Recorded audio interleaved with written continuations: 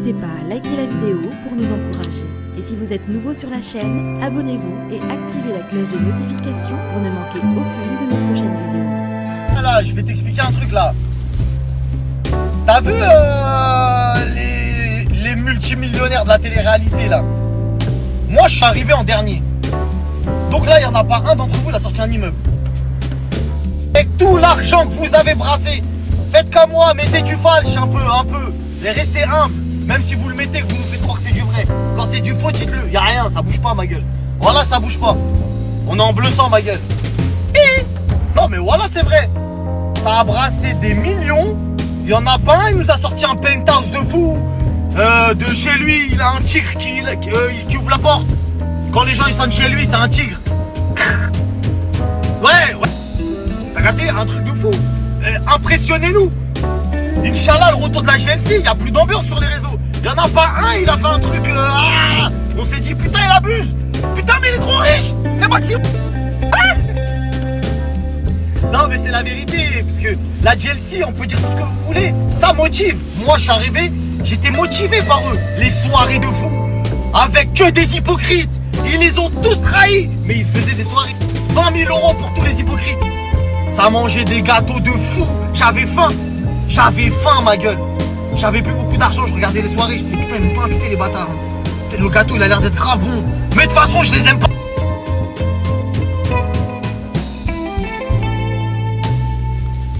Ah ouais, quand c'est Gad Elmaleh, quand c'est Elie Semoun, tout ça, ils vous font rire, vous les payez, eux. Tout ça parce qu'ils sont... Bref. Mais Blata, c'est juif. Ouais. Blata, c'est juif. Vous y attendez. Lâche.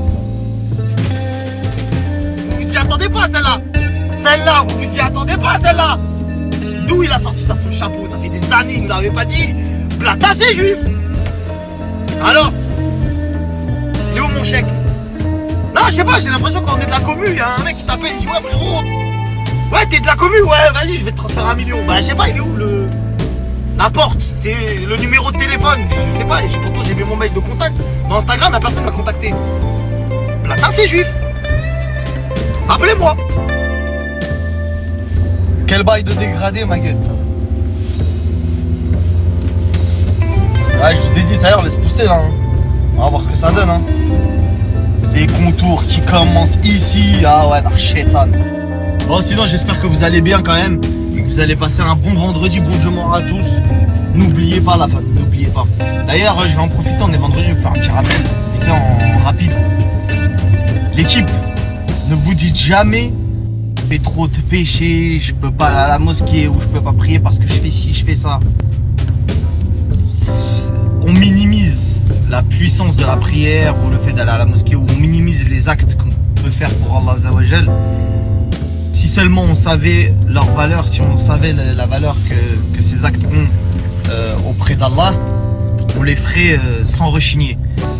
C'est normal que quand tu fais beaucoup de mauvaises choses, entre guillemets mauvaises choses, beaucoup de choses qui déplaisent à Allah, et bah tu te dis ouais, j'ai pas, tu vois, je suis pas encore prêt pour faire ci ou pour faire ça, même pour aller au pèlerinage, tu vois, pour aller au Hajj ou en Umrah, tu vois. Mais sachez une chose, la famille, c'est que tant que vous savez que ce que vous faites est mauvais, c'est que vous n'êtes pas mauvais encore. Tu vois ce que je veux dire? C'est que vous n'êtes pas encore mauvais. Tant que tu sais, tu te rends compte que ce que tu fais, c'est que ton cœur il est pas mort, frérot. Si tu sais qu'il y a un manquement, si tu sais que tu devrais aller à la mosquée, si tu sais que tu devrais prier, tu sais que tu devrais tout ça, etc. T'es pas encore mort, c'est pas encore fini. D'ailleurs, c'est jamais fini, tu vois. Mais dans le délire, c'est qu'il y en a qui s'en foutent. Il y en a, ils se disent, ouais, je prie pas, et alors, je vais pas à la mosquée. Et alors, ouais, truc, machin, tu vois. Il y en a, ils sont loin de ouf.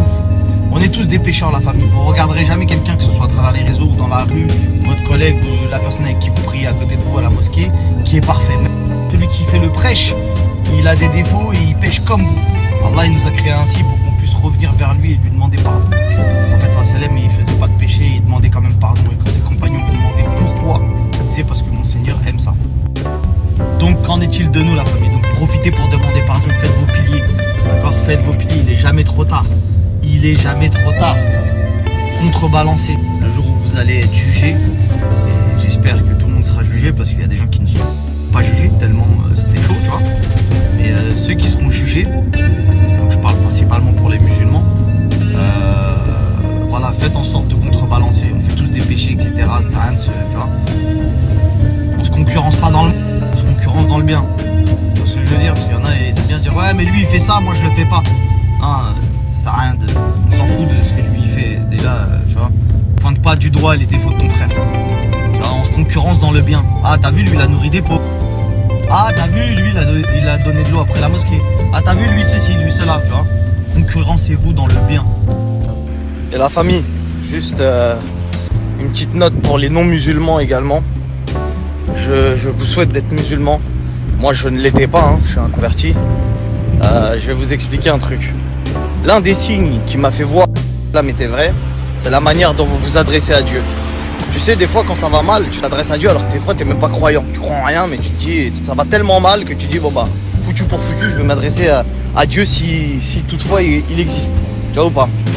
Tu t'adresses à Dieu, tu te retrouves un peu comme un débile parce que tu te dis dans quelle direction je prie, comment je prie, etc. Et quand tu vois les prières, que ce soit prières chrétiennes, juives, etc., pour moi, à mon sens, la prière qui respecte le plus et qui nous met en acte d'adoration devant Dieu, c'est la prière musulmane.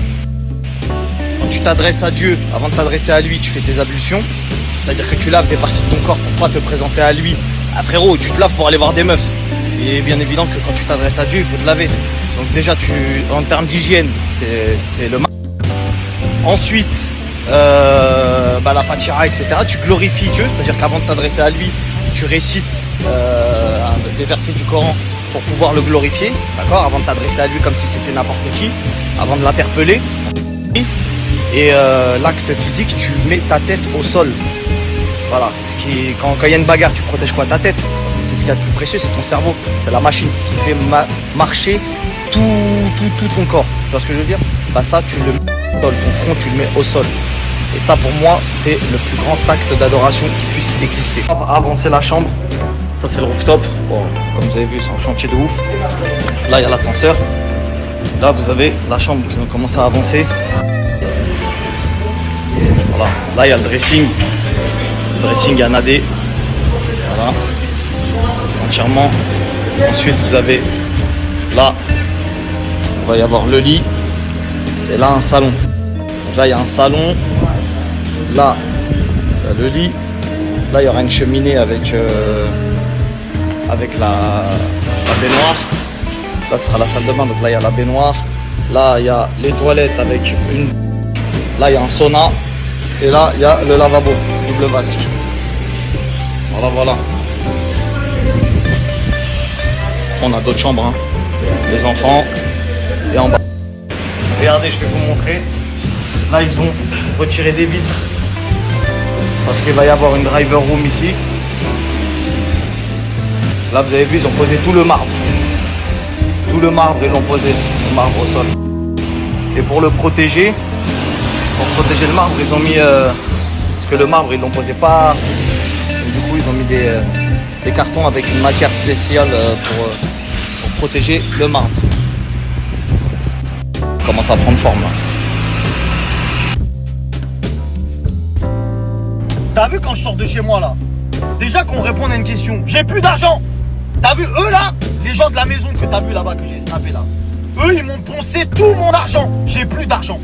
J'ai plus d'oseille. Je suis à poil, je suis à sec. Là, t'as bien vu, je souffre. J'ai choc, je roule avec la voiture du driver. Peut-être même je vais le virer. Je suis en réserve. Elle me rendait pas fou, ma gueule. Ils m'ont poncé tout mon argent. Mais le plus important, c'est le patrimoine. C'est le patrimoine. Est-ce que quand tu dors, t'as plusieurs maisons? T'es chaud. Arrêtez de regarder les jeux.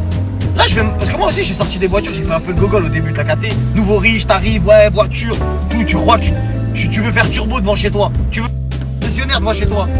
Alors que l'argent, tu le... Là,